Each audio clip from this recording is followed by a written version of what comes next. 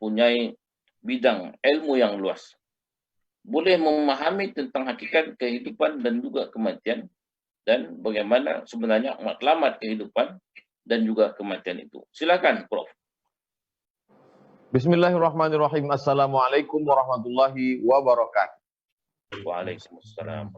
Alhamdulillahilladzi khalaqal mauta wal hayata liyabluwana ayyuna ahsana amala. Wassalatu wassalamu ala al-habibil mujtaba wa ala alihi wa ashabihi ahli sidqi wal wafa. Subhanaka la ilma lana illa ma 'allamtana innaka antal alimul hakim. Rabbi shrah li sadri wa yassir li amri wahlul 'uqdatam min lisani yafqahu qawli. Yang sama kita muliakan, insyaallah dimuliakan Allah Subhanahu wa taala, sahibul fadilah, fadilatul ustaz Al-Mukarram Tuan Haji Sumali. Kemudian Pangeran Haji Haslin bin Pangeran Haji Ali. Kemudian pula Syekh Hilman bin Haji Salim. Kemudian Puan Khadijah. Jamaah bil khusus yang berada di Brunei Darussalam dan dimanapun berada, insyaallah kita semua dimuliakan Allah Subhanahu wa taala. Amin. Amin. Ya Rabbal Alamin. Pertama kita bahaskan masalah hidup dulu. Ada setengah orang meyakini bahwa hidup ini seperti seperti ulat di tempat sampah. Jadi bila kita campakkan, kita buangkan sampah malam, esok pagi 2-3 hari lepas itu kita buka di balik-balik itu ada ulat. Kata dia, begitulah kita hidup ini. Jadi sebenarnya kita hidup ini, dunia ini isinya air saja.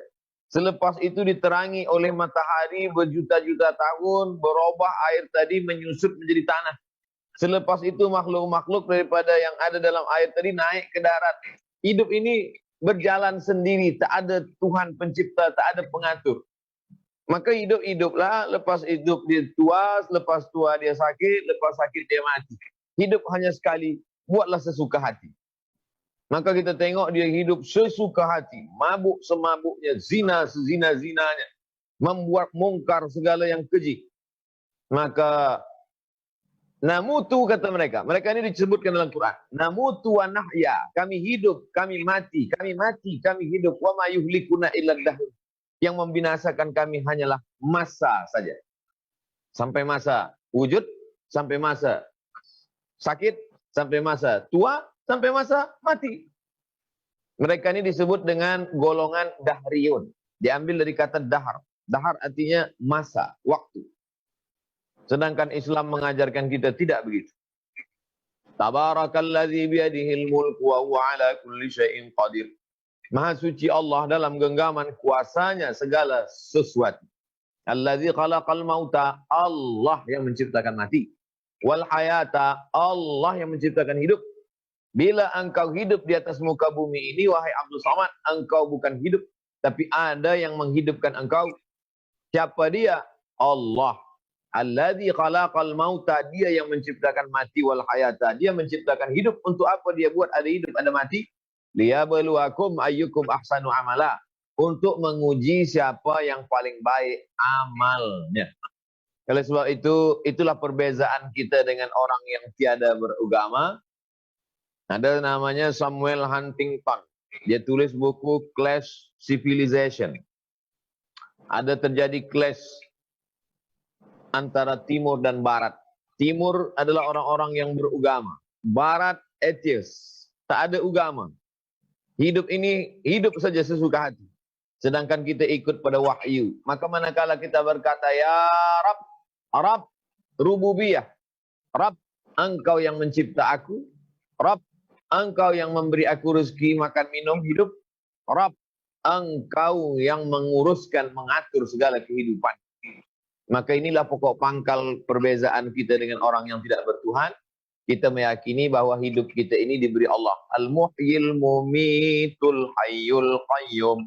Dalam Asma'ul Husna yang diajarkan kepada anak-anak didik kita. Al-Muhyi, dia menghidupkan. Al-Mumitu, dia yang mematikan. Al-Hayyu, dia yang maha hidup. Al-Qayyum, dia yang mengatur segala kehidupan. Maka selepas sembahyang subuh, awal-awal hari kita sudah baca. Allahu la ilaha illa huwa al-hayyu al-qayyum. Manakala kita terjaga dari tidur, kita katakan alhamdulillahilladzi ahyana ba'dama amatana wa ilaihin nusyur. Selepas kita sadar tahu bahwa kita hidup ini bukan sembarang hidup, tapi kita dihidupkan oleh Allah Ta'ala, selepas itu masuklah kita pada pembahasan yang kedua, untuk apa kita hidup? Ada setengah orang berkata, aku hidup ni, ya hidup sajalah. Makan, minum, nikah, kerja, rumah, kereta, tua, mati. Dalam Islam tidak. Hidup ini ada hal yang ingin dicapai. Ada target yang ingin dihasilkan daripada hidup. Hidup yang berkualiti. Apa itu hidup yang berkualiti? Maka kata Allah Subhanahu wa taala, ayyukum ahsanu amala, siapa yang paling baik amalnya. Dan amal yang paling baik adalah amal yang boleh berterusan selepas kita mati. Al-kayyisu, orang yang smart, orang yang pandai, orang yang cerdas. Al-kayyisu man dana nafsahu, sesiapa sahaja yang boleh mengendalikan hawa nafsunya, wa amila lima ba'dal maut, dan dia beramal, berpikir selepas mati. Aku kalau mati ini tinggalkan apa? Kalau mati ini akan buat apa? Oleh sebab itu maka kita adalah orang-orang yang diberi Allah Subhanahu wa taala akal, apalah ta'qilun. Kenapa tak berpikir? Apa yang kita buat sekarang boleh kita tinggalkan selepas mati?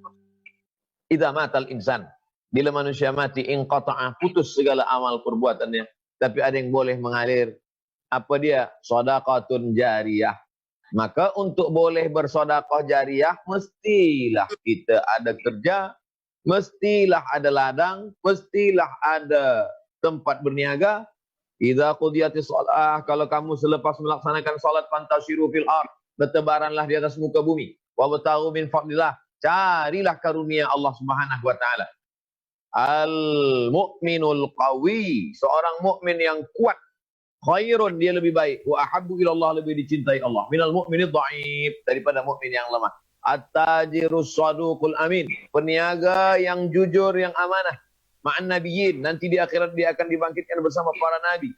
Wasiddiqin, bersama siddiqin. Wasyuhada, bersama orang mati syahid. Wassalihin, bersama orang-orang yang salih. Maka hidup mesti berkualiti, hidup mesti bermakna. Siapa yang paling bermakna hidupnya? Khairun nas anfa'uhum linnas, yang boleh memberikan manfaat kepada orang banyak. Alhamdulillah kehidupan kita yang masih diberikan Allah sampai pada penghujung bulan Syawal ini, kita masih diberikan Allah bermanfaat buat orang banyak, bersilaturahim. Bahkan bual kita pun mendatangkan amal soleh, membangkitkan semangat hidup. Selepas kita tahu bahwa hidup ini kita ini dari Allah, dan hidup kita ini akan ditanya nanti oleh Allah Subhanahu wa taala, la tus'alunna yauma idzin 'anil na'im. Kamu semua nanti akan disoal, akan ditanya Allah. Apa yang akan ditanya Allah? 'Anil na'im, semua nikmat. Dan nikmat yang besar adalah nikmat hidup. Maka yang pertama kali disoal nanti, la tazulu qadama 'abdin. Kaki anak Adam, kaki manusia akan tetap tegak berdiri menghadap Allah. Hatta yus'al an arba', hingga dia disoal 4 soalan. Soal yang besar-besar, soal kecil-kecil banyak, tapi soal yang besar-besar ada 4. Yang pertama disoal an umrihi fima afnah, umur. Umur yang aku bagi 63 tahun, kemana saja engkau habiskan? Oleh sebab itu hidup mestilah bermakna. Kalau hidup tak bermakna, maka dia hanya akan menjadi musibah belaka. Ini perkara hidup.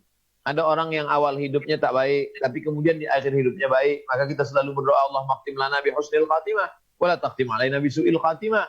Nah, selepas kita bicara hidup, selepas itu barulah hidup yang kekal abadi. Itu yang disebut dengan mati. Kata Imam Ali, Sayyidina Ali, an-nasu niyam. Sebenarnya kita ini macam orang tidur yang sedang mimpi. Ada mimpi jadi orang kaya, ada mimpi jadi ulama, ada mimpi jadi, Masya Allah, ada yang mimpi jadi profesor, ada yang mimpi. Kita ni macam orang sedang tertidur dan mimpi. An-nasu niyam, manusia ini sedang tidur. Idza matu, bila dia mati, intabahu, barulah dia terjaga. Kita ini sedang tidur lelap. Bila kita mati, keluar roh dari jasad, barulah kita terjaga dan kita sadar rupanya kita tak beramal. Rupanya amal kita dulu riak saja. Rupanya amal Abdul Somad yang banyak di streaming Zoom itu nak tengok berapa viewer, like and share saja. Bukan kerana Allah Subhanahu wa taala. An-nasu niyam, manusia itu sebenar-benarnya adalah hakikatnya dia sedang tidur dan dia sedang bermimpi. Manakala roh keluar dari jasad barulah dia terjaga. Rupanya dia tidak beramal. Dan kalau beramal, amalnya tak banyak. Dan kalau beramal, amalnya tak ikhlas. Dan kalau beramal, amal hanya sedikit saja. Satu-satunya amal yang boleh menyelamatkan kita adalah amal kerana Allah Subhanahu wa ta'ala. Oleh sebab itu, maka dikatakan, yauma la yanfa'u malun wala banun. Hari itu tak ada guna harta, tak ada guna anak. Illa man atallah. Kecuali orang-orang yang datang menghadap Allah. Biqalbin salim. Dengan hati yang bersih. Mengapa tak disebutkan dengan amal yang bersih? Karena orang kalau hatinya bersih, amalnya pasti bersih. Adapun orang amal banyak, hati kotor, maka amalnya hilang. Amal hilang sebab hasad. Amal hilang sebab riak. Amal hilang sebab su'ah. Amal hilang sebab ghibah. Kalau hati sudah bersih, maka amal boleh menolong di hadapan Allah Subhanahu wa ta'ala. Bahkan yang lebih halus daripada itu, la yudkhilal jannata ahadakum amaluhu. Kamu tiada masuk surga kerana amalmu. Wala anta ya Rasulullah, wala ana. Aku pun tak masuk surga kerana amalku. Illa ayyataghammadani Allahu birahmatih. Aku masuk surga kerana rahmat Allah. Manakala ada rasa kasih sayang kepada hamba Allah, ada rasa kasih sayang kepada makhluk-makhluk Allah, kasih sayang kepada manusia, kepada jiran, kepada kawan, kepada sahabat, kepada orang beriman, kasih sayang kepada makhluk-makhluk Allah, disitulah turun kasih sayang. Irhamu man fil ardi, yarhamukum man fis sama. Sayangi makhluk Allah yang di bumi, maka makhluk-makhluk yang di langit akan menyayangimu. Makhluk yang di langit maksudnya malaikat-malaikat akan mendoakanmu supaya dia selalu diridhai Allah Subhanahu wa ta'ala. Maka itulah makna hidup dan mati dalam Islam. Hidup hanya sementara. Kita sedang bernaung di bawah pokok kayu yang rimbun dan rindang. Sementara panas terik matahari. Sementara matahari sedang berada di atas. Nanti 2-3 jam lagi matahari akan condong. Hari pun teduh. Kita pun teruskan perjalanan. Ada yang hingga umur 20 tahun, 50 tahun, 60 tahun, 70 tahun. Tapi kita semuanya akan mati menghadap Allah Subhanahu wa ta'ala. Yang paling penting dalam hidup ini adalah Qul amantu billah. Katakan aku beriman kepada Allah. Tsumastaqim. Selepas itu istiqamah. Maka tazkirah silaturahim, program streaming aplikasi Zoom petang ini, semua ini adalah ingin mengisi hidup dengan amal-amal soleh. Mudah-mudahan kita menjadi orang yang istiqomah. Saya rasa untuk mukaddimah dialog kita, mukaddimah soal jawab kita petang ini, demikian yang boleh saya sampaikan. Sahibul Fadilah, Ustaz Tuan Haji Sumadi. Barakallah. InsyaAllah. Barakallah. Bro, begitu panjang lebar huraian Bro berkenaan dengan hakikat kehidupan dan juga kematian itu. Tapi yang jelas, pada ketika ini, kita Allah beri kesempatan lagi untuk melakukan segala amal ibadah sebanyak mungkin selagi mana nafas kita masih berada, kehidupan kita masih lagi, dan tinggal saja lagi kematian itu pasti akan terjadi. Cuma wallahu a'lam. Karena idza jaa ajaluhum la yastakhiruna sa'ata wa la yastaqdimun. Ajal itu bila tiba, dia tidak akan berundur dan tidak akan berganjak. Begitulah kehidupan manusia, dan alhamdulillah. Terima kasih Prof atas pencerahannya. Jadi saya persilahkan mungkin Ustaz Pangeran Haji Haslin. Silahkan Ustaz Pangeran, mungkin ada soalan ingin diajukan kepada Prof. Saya teruskan Prof Ustaz Asman. Boleh Ustaz? Ya. Fadhal Maulana. Ya Ustaz. Ni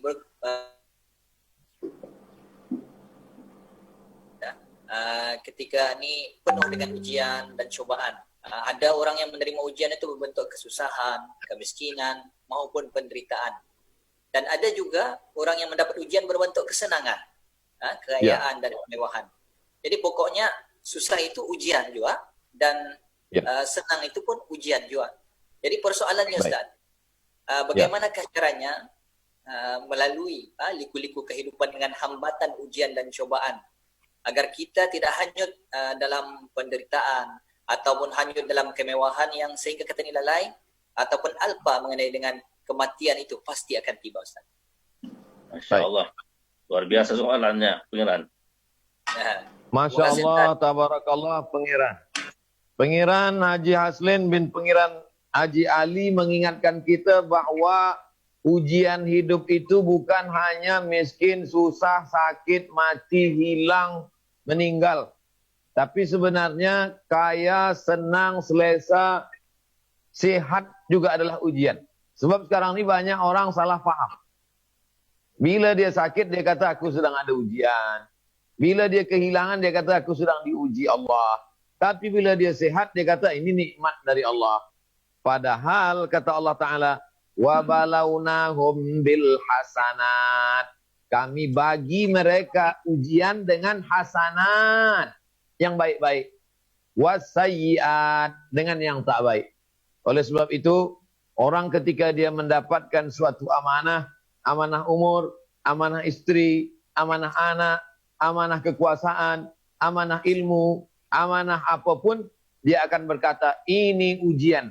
Seperti yang dikatakan Nabi Sulaiman alaihissalam, hadza min fadli rabbi, ini adalah nikmat, kelebihan dari Rabb Allah Tuhanku, liyabluwani, untuk menguji aku, aashkur am akfur, apakah aku menjadi bersyukur atau menjadi kufur. Banyak orang ketika diuji dengan sakit, dia lulus. Diuji dengan sakit, dia petik tasbih. Astagfirullah, astagfirullah. Tapi bila diuji dengan sehat, handphone pagi, petang, siang, malam, 24 jam. Tak berhenti. Maknanya, orang manakala diuji dengan sesuatu yang menyakitkan, sesuatu yang tidak disenangi, banyak orang sadar ingat kepada Allah. Nah, selepas kita tahu bahwa baik buruk adalah ujian, apa sebenarnya yang diinginkan Allah dari ujian ini? Ahasiban nasu ayyutraku ayyaqulu amanna. Apakah manusia itu dibiarkan begitu saja berkata kami beriman, wahum la yuftanun, padahal mereka belum lagi diuji? Maka manakala kita berkata asyhadu an la ilaha illallah wa asyhadu anna muhammadar rasulullah, saat itu sebenarnya kita berkata aku siap, ready menerima segala ujian daripada Engkau ya Allah. Manakala ujian itu datang, alladzina idza asabathum musibah, mereka itu manakala ujian itu datang, qalu, mereka berkata, inna lillah wa inna ilaihi raji'un. Ini datang dari Allah, kami pun juga sama datang dari Allah.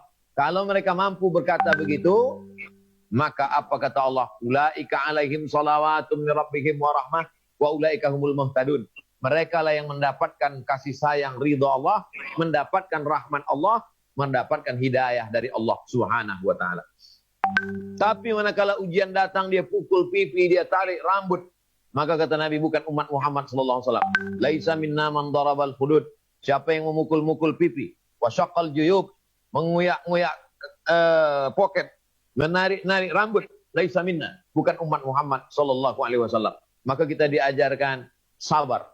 Ajaban li amril mu'min. Orang beriman itu Masya Allah, tabarakallah, ajib. Ajaban, ajib. Hebat. Mengapa orang beriman itu hebat? Semuanya baik bagi dia. In asabat husarra. Kalau dia diuji dengan kesenangan, syakar. Dia bersyukur. Karena khairan lahu, baik bagi dia. In asabat hudarra. Kalau dia diuji dengan sesuatu yang tak menyenangkan, menyulitkan, menyusahkan, sabar. Dia bersabar. Karena khairan lahu. Sabar pun baik juga bagi dia. Orang yang sabar, innallaha ma'as sabirin, Allah bersama dengan orang sabar. Orang yang bersyukur, maka Allah berjanji la in syakartum la azidannakum. Mudah-mudahan kita termasuk dua golongan. Diuji Allah dengan kebaikan, bersyukur. Diuji Allah dengan kekurangan, bersabar. Begitu pengiran. Wallahu a'lam. Masya Allah. Masya Allah. Terima kasih Ustaz atas pencerahannya. Masya Allah. Bermakna manusia itu dia menghadapi dalam dua keadaan, yaitu kalau ditimpa dengan musibah, ujian, musibah, maka ia bersabar, dan kalau ia mendapat nikmat, maka ia bersyukur. Dua perkara perlu berjalan seiring. Jangan bersyukur tapi tidak sabar. Ada orang sabar tapi tidak bersyukur, maka tidak sesuai lah Ustaz ya. Baik, seterusnya saya persilakan Ustaz Helman. Ya, alhamdulillah, terima kasih Fadil Ustaz Haji Somali. Ba'da iznukum Sayyidil Ustaz Abdul Somad. Ya, Barakallah maulana. Mohon bertanya sedikit berkenaan tentang tajuk kita pada petang ini, itu hidup mati kerana Allah Subhanahu wa taala. Dan dalam kehidupan ni Prof, ketelanjuran dan melakukan maksiat itu biasa bagi kita sebagai hamba Allah Subhanahu wa taala.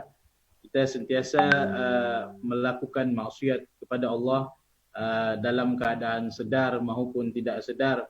Dan terdapat satu hadis daripada baginda Rasulullah sallallahu alaihi wasallam,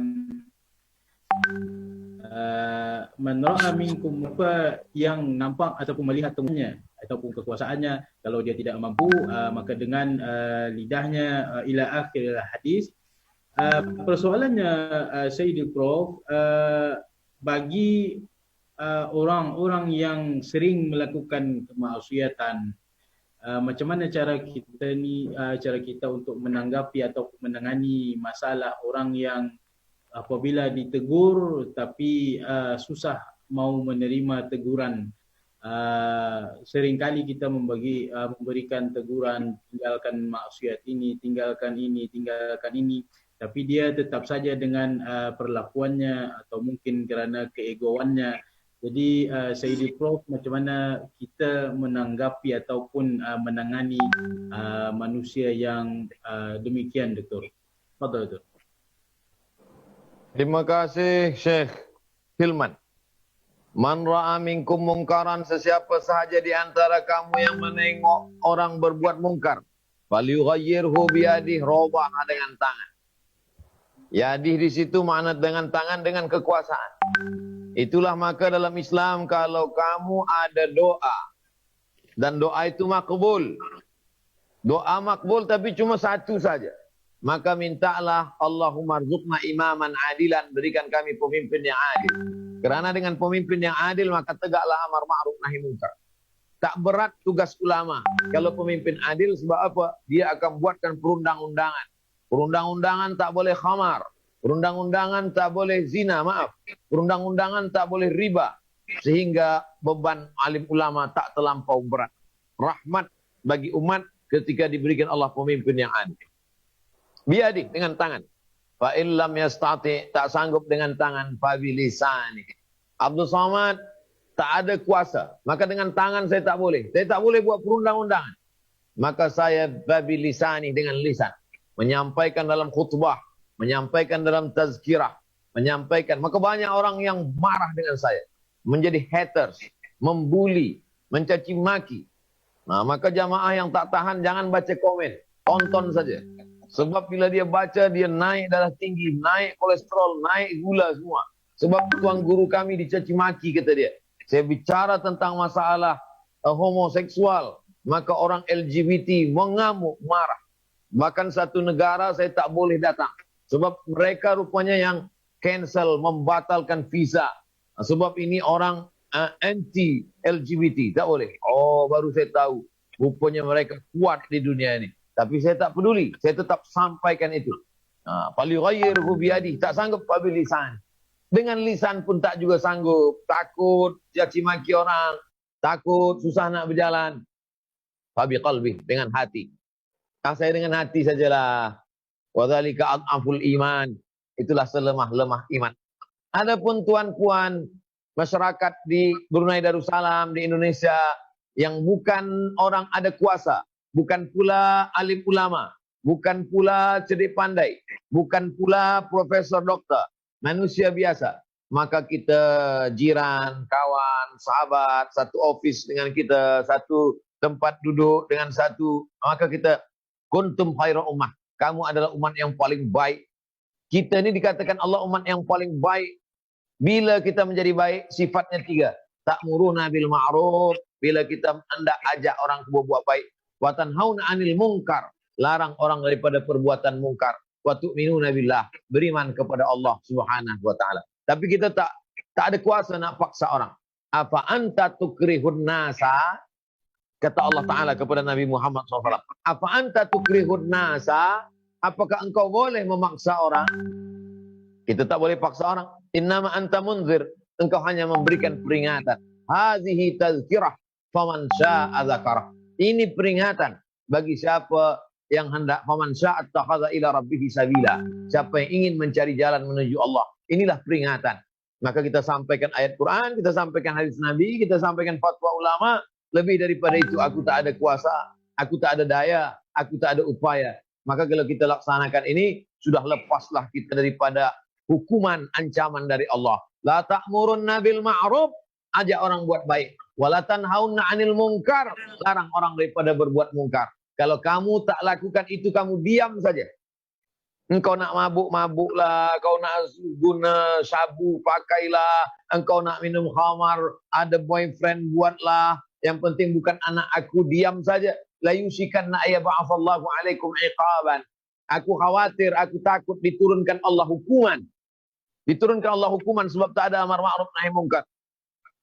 Manakala hukuman itu datang, summa tad'unahu, lalu kamu berdoa kepada Allah, angkatlah bala ini ya Allah, fala yustajabu lakum. Doa kamu tak dikabulkan. Kenapa doa tak dikabulkan? Sebab tak ada amar ma'ruf nahi munkar. Kata Imam Abu Ali Ad-Daqqaq, tuan guru daripada Imam Al-Qushairi, dalam kitab Ar-Risalah Al-Qushairiyah, sesiapa saja yang diam menengok kemungkaran, maka dia dikatakan as-sakitu 'anil haqqi syaitanun akhras. Orang yang diam menengok kemungkaran di depan matanya, maka dia adalah syaitan akhras, setan yang bisu. Na'udzubillah. Setan yang bisu tak boleh berkata, padahal lidah dia ada. Begitulah murkanya Allah Subhanahu wa taala.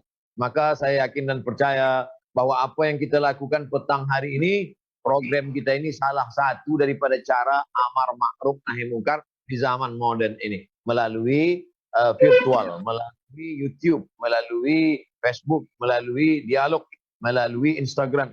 Mudah-mudahan masuk dalam amar ma'ruf nahi munkar. Begitu Syekhna. Barakallah. Alhamdulillah. Ustaz Prof, terima kasih. Bermakna amar ma'ruf nahi munkar adalah suatu perkara yang perlu dilaksanakan, dan sama ada orang yang ditegur mendengar ataupun tidak, itu hendaklah kita serahkan kepada Allah Subhanahu wa taala.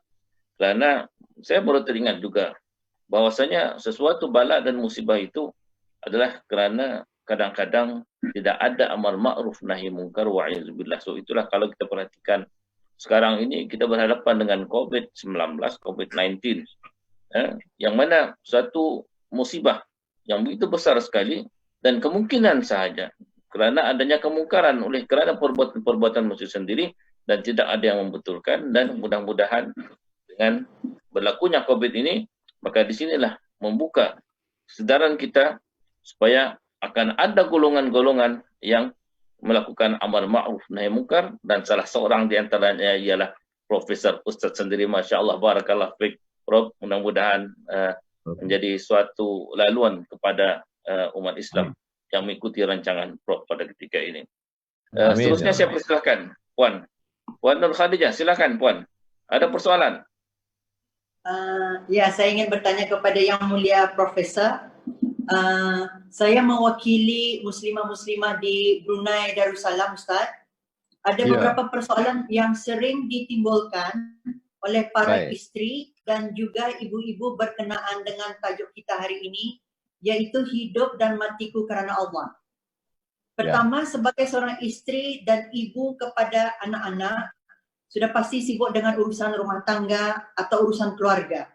Adakah peluang bagi para isteri atau ibu-ibu untuk mengabdikan diri kepada Allah?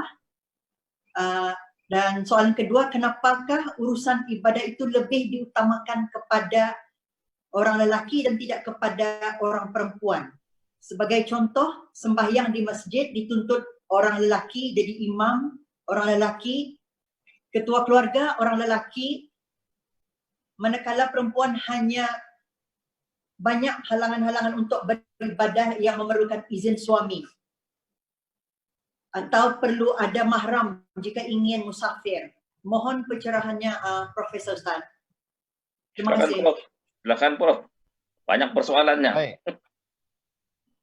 Masya Allah, tabarakallah. Jadi yang pertama, mestilah dibezakan antara ibadah dengan amal.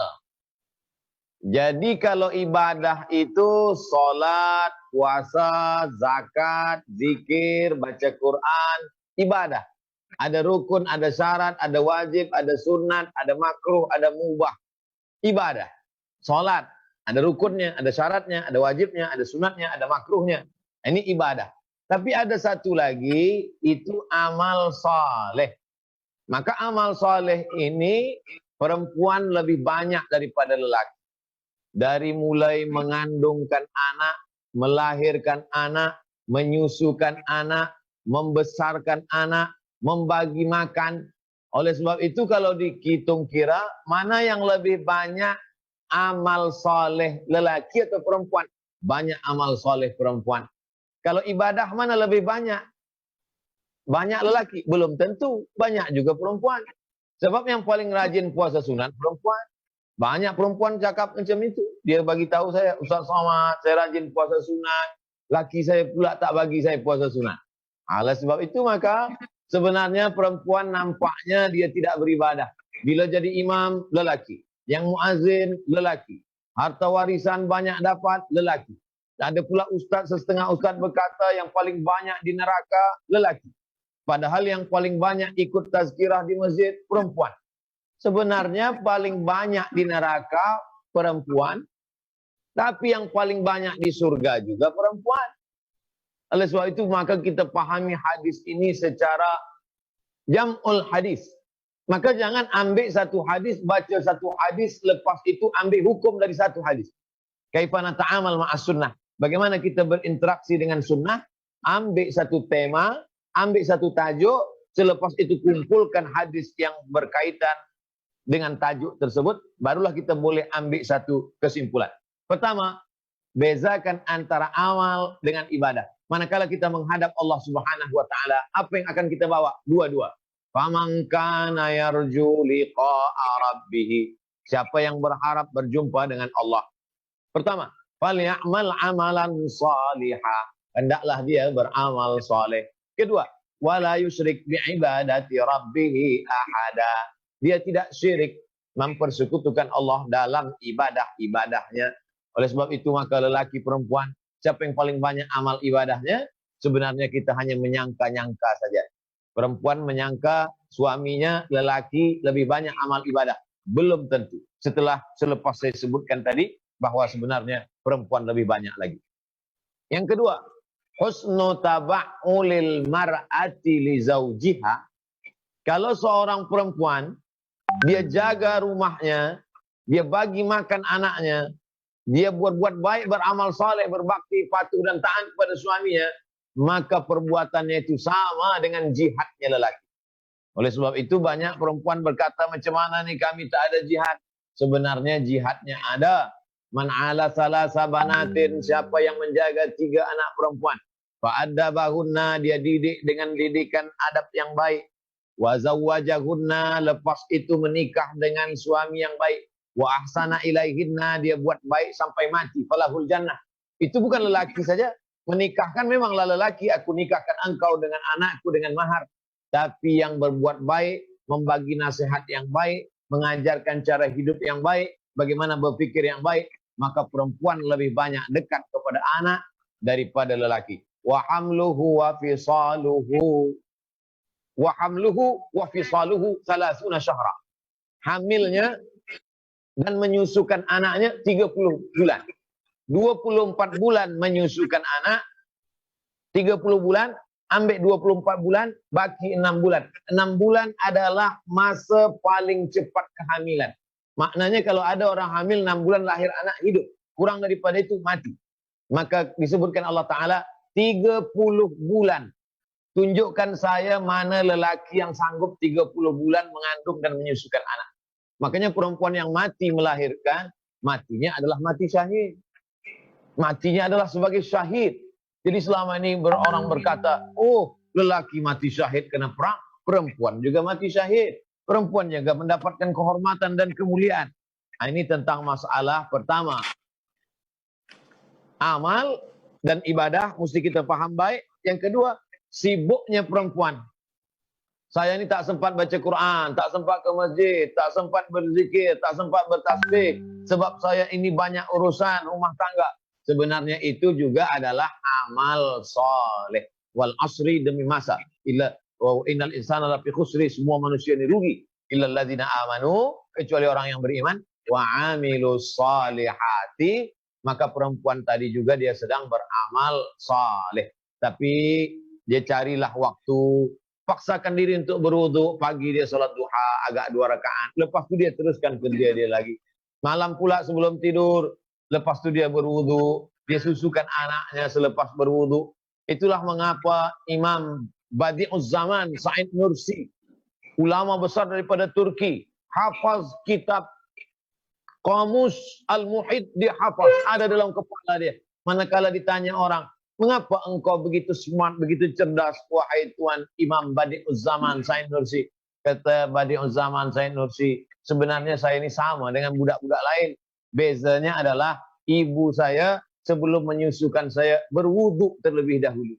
Oleh sebab itu ada keutamaan, ada kelebihan yang luar biasa. Dan begitu banyak pula ulama-ulama yang saya jumpai, mereka itu menjadi ulama besar sebab doa dari ibu yang hebat. Lalu kemudian pula, jangan perempuan merasa berkecil hati sebab perempuan lebih hebat daripada lelaki. Perempuan yang pertama kali masuk ke dalam surga. Manakala Nabi memandang ke belakang, Nabi masuk ke dalam surga, Nabi pandang ke belakang. Dia tengok ada perempuan. Nabi tanya, kamu siapa? Akulah perempuan yang menjaga dan membesarkan anak yatim selepas suami meninggal dunia. Datang seorang sahabat, aku ingin masuk surga dengan mati syahid fisabilillah. Kata Nabi, ala kamin ummin, mak ibu engkau masih ada? Kata sahabat, masih ya Rasulullah. Kata Nabi, ilzam rijlaiha, kau jaga tapak kakinya, fasammal jannah, kau akan dapatkan surga di sana. Oleh sebab itu ada ungkapan al-jannatu surga tahta aqdamil ummahat, di bawah tapak kaki ibu. Maka ridha Allah fi ridhal walidain, ridha Allah pada ridha dua orang tua, ayah dan ibu. Tapi ibu, kata Nabi SAW, ummuka man ahaqqun nas bi husni suhbati, siapa orang paling baik, paling layak mendapatkan baktiku? Ummuka, summa man, ummuka, summa man, ummuka, summa man, abuka. Memang betul wabil walidaini ihsana, ibu dan bapak. Tapi Nabi menjelaskan lebih detail lagi, spesifik lagi. Secara terperinci Nabi katakan, ummuka, ummuka, ummuka. Maka jangan berkecil hati punya anak perempuan. Karena Nabi berkata, man ala salasa banatin, siapa yang membesarkan 3 anak perempuan. Tak ada Nabi berkata anak lelaki. Siapa yang membesarkan 3 anak perempuan, fa'addabahunna, dia didik dengan baik. Wa zawwajahunna, dia nikahkan dengan orang baik-baik. Wa ahsana ilaihinna, dia buat baik sampai mati, falahul jannah, maka surgalah baginya. Al-mu'minun, lelaki, wal mu'minat, perempuan, ba'duhum awliya'u ba'd, mereka saling tolong-menolong. Lelaki dengan perempuan memiliki kedudukan yang sama, bahkan dalam beberapa hal perempuan memiliki keutamaan, kemuliaan sesuai dengan hadis-hadis Rasulullah sallallahu alaihi wasallam. Demikian Puan Khadijah. Baik, Terima kasih, alhamdulillah. Ustaz. Rasanya Puan Khadijah, sila maklumkan kepada muslimah-muslimah yang di luar supaya dapat memahami dan jangan berkecil hati berkenaan dengan persoalan tadi, dan insya-Allah pahala akan dapat diperolehi selagi mana mampu untuk melakukan amal ibadah sebanyak-banyaknya insya-Allah.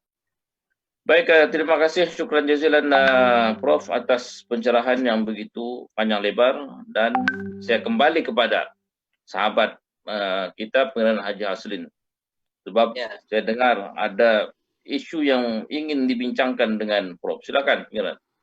Terima kasih Ustaz. Yang mulia Ustaz sahabat Ustaz. Ya Ustaz, tadi saya ingat ramai orang maklum Ustaz mengetahui mengenai kehidupan ini adalah kehidupan dunia ini sementara sahaja. Bahkan manakala kehidupan akhirat ini adalah kehidupan yang kekal. Kalau kita lihat kepada ayat surah Al-An'am ayat 32, wa mal hayat illa la'ib wa lahu. Artinya kehidupan dunia ini semata main-main ataupun gurau senda sahaja. Jadi oleh kerana memahami kehidupan dunia ini sementara, jadi ada golongan manusia ni yang hidupnya tidak mahu maju Ustaz. Malah malas untuk berusaha. Jadi sehingga kan dengan sebab kemalasannya ni, maka ada golongan yang mengambil kesempatan untuk memanfaatkan dunia ni sepenuhnya.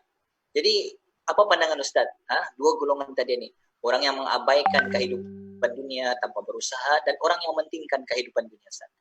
Kata patah macam seolah-olah ia menganggap bahawa ia bertuhankan dunia ni Ustaz.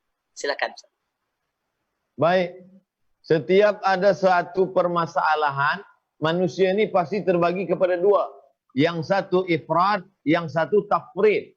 Yang satu melampau tamak kepada dunia, yang satu pula tak peduli dengan dunia. Apa yang terjadi, terjadilah. Sebab kita pun nak mati juga. Maka saya bahaskan dulu pada kelompok pertama yang tak peduli pada dunia. Datanglah Nabi, datanglah isteri Nabi, ibu kita, Sayyidatuna Aisyah radhiyallahu anha. Menengok ada seorang lelaki, baju dia kuyak, lalu kemudian dia macam orang yang lemah. Lalu dia bertanya, man hadza? Siapa lelaki ini? Maka orang di pasar itu menjawab, huwa azhadun nas. Dia adalah orang zuhud. Dia ni orang mulia ni. Dia orang tak pentingkan dunia. Dia zuhud. Maka kata Aisyah, kana Umar azhadan nas. Umar bin Khattab orang paling zuhud. Idza masya asra. Kalau berjalan, jalan dia cepat. Idza takallama asma. Kalau dia bicara, suaranya keras. Wa idza daraba auja. Kalau dia memukul, pukulannya kuat. Itulah orang yang zuhud. Orang zuhud bukan macam orang sakit nak mati. Orang zuhud bukan orang meninggalkan dunia. Laisa bi khairikum man taraka dunyahu li akhiratihi. Orang yang baik bukan orang yang meninggalkan dunia untuk akhirat. Wal akhiratahu li dunyahu. Bukan pula orang yang meninggalkan dunia akhirat untuk dunia. Diusiba minhuma jami'an. Dapat dua-duanya. Wa bataghi fima atakallahu daral akhirah. Carilah bekal untuk akhirat. Wala tansa nasibaka minad dunya. Tapi jangan lupa bagian hidupmu di dunia. Makanya contoh utama kita adalah Nabi Muhammad. Bagaimana Nabi Muhammad SAW belum meninggal dunia, dia sudah siapkan pasukan perang dipimpin oleh Usamah bin Zaid. Nabi SAW sebelum meninggal dunia, dia sudah menguasai jazirah Arab, Islam daripada Yaman hingga Yaman di bawah, Saudi Arabia sampai kepada atas. Itu sebagian besarnya sudah Islam. Dikirimkan sahabat Nabi Muaz bin Jabal untuk berdakwah. Begitulah kita memahami Islam. Laqad kana lakum fi Rasulillah uswatun hasanah. Ini teguran bagi mereka yang tak memperdulikan dunia. Kelompok yang kedua, orang yang tamak terhadap dunia. Maka Nabi pula mengatakan, wahai kamu orang yang tamak kepada dunia, lau kana libni Adam wadiyan min zahab. Kalaulah anak Adam manusia itu ada lembah daripada emas, ada bukit, ada gunung, di bawah ni ada tanah menurun, emas semua isinya. Latamanna ayyakun walahu wadiyan akhar.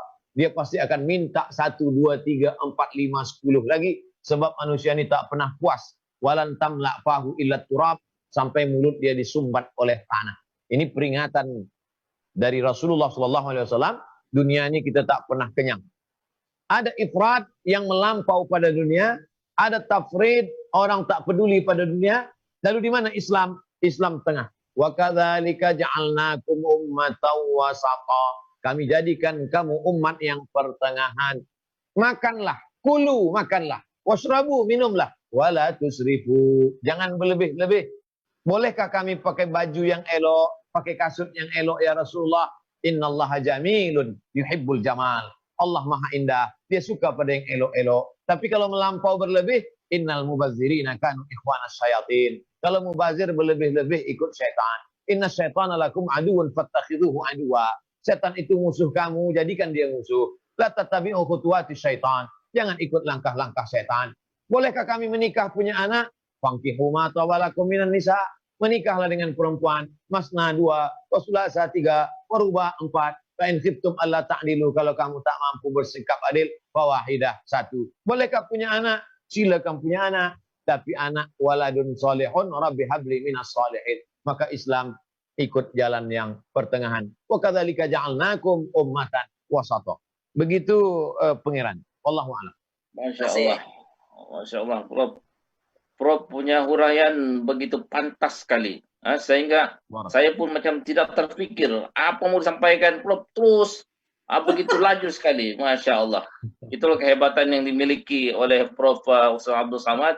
Di dalam menjawab apa juga persoalan. Masya Allah. Jazakallah khairan Prof. Alhamdulillah, bermakna kita faham bahawasanya kita sebagai hamba Allah perlu menilai sesuatu perkara mengikut garis pandu yang telah ditentukan oleh ajaran agama Islam. Tidak juga melampau dan tidak juga berkurang. InsyaAllah kita akan melalui jalan yang selamat, insyaAllah. Baik, seterusnya Prof. Mungkin ada lagi persoalan daripada Syekhul Fadil kita, Ustaz Helman. Silakan Ustaz Helman. Ya, syukran mulia Ustaz Haji Somali. Sayyidil Prof Abdul Somad, Ustaz Abdul Somad, sedikit persoalan saja. Kalau boleh mohon tausiah ataupun panduan berkenaan tentang bagaimana cara kita untuk mendapatkan husnul khatimah, insya-Allah. Itu saja Prof. Sedikit tausiahnya Prof. Masya Allah Syekhna. Pendek soalannya. Ya. Masya Allah. Soalan sikit tapi nampaknya jawaban mesti banyak. Masya Allah Syekh Helman. Jadi dalam salah satu hadis Nabi SAW, al-umuru bi khawatimiha. Segala perkara hidup kita ini yang dinilai adalah finishnya, bukan startnya. Berapa banyak orang startnya baik, muda-muda lagi sembahyang, baca Quran, tapi manakala di akhir usia dia bagi Allah lebih rezeki diberi Allah, lalu kemudian menjauh daripada agama. Tentulah yang paling elok di awal, elok di tengah, elok di ujung. Tapi andai pula tidak elok di awal, tidak elok di tengah, kita nak elok pula di ujung. Makanya di antara doa yang diajarkan Nabi Muhammad SAW, Allahumma ja'al khaira umri khawatimahu. Ya Allah, jadikanlah sebaik-baik umurku khawatimahu, yang di ujungnya, khawatim, penutupnya. Waja'al khaira ayyami yauma alqaka fik. Jadikanlah hariku yang paling baik, hari saat aku berjumpa dengan engkau. Ada hari Isnin, hari Kamis, hari Jumat. Tapi yang hari paling baik adalah hari saat aku berjumpa dengan engkau. Apa maknanya? Akhir hidup husnul khatimah. Bagaimana kita boleh husnul khatimah? Yusabbitullahu allazina amanu bil qawlis sabit. Jadi bila ada orang yang saat matinya berkata la ilaha illallah, sebenarnya itu adalah yusabbitullahu allazina amanu bil qawlis sabit. Allah yang mengkokohkan dia mengucapkan itu. Kenapa? Karena dari awal istiqamah. Maka janji Allah, alladzina qalu rabbuna Allah, orang-orang yang berkata Rabb kami Allah, semastaqamu, kalau dia istiqamah, tatanazzalu alaihimul malaikah, maka turun malaikat. Coba kita tengok dalam kitab-kitab tafsir, apa makna turun malaikat itu? Malaikat turun manakala sakratul maut untuk menjaga dia supaya dia mati husnul khatimah. Alladzina qalu rabbuna Allah. Di awal hidupnya dia berkata Allah, Allah, Allah, Allah, Allah, Allah, istiqamah. Tatanazzalu alaihimul malaika. Turun malaikat.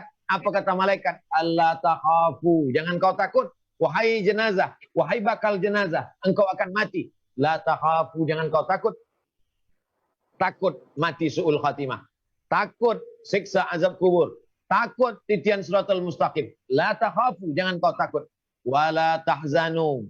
Sedih meninggalkan anak istri, sedih meninggalkan kereta baru beli, sedih meninggalkan rumah besar. La tahzanu, jangan kau sedih. Selepas hilang takutnya, hilang sedihnya, tetap juga dia cemas. Aku nanti masuk surga atau neraka. Wa abshiru bil jannatil lati kuntum tu'adun. Berbahagialah engkau mendapatkan surga yang dijanjikan Allah Subhanahu wa taala. Manakala di padang mahsyar panas terik, dia mendapatkan minum. Syaratnya apa? Istiqamah. Wa allaw istaqamu 'ala tariqati, kalau dia istiqamah di jalan ini, la asqainahum ma'an ghadaqa. Diberikan Allah air minum yang tak putus untuk dia, minum di telaga Haud Al-Kautsar. Inna a'tainakal kautsar fashalli li rabbika wanhar inna syani'aka huwal abtar.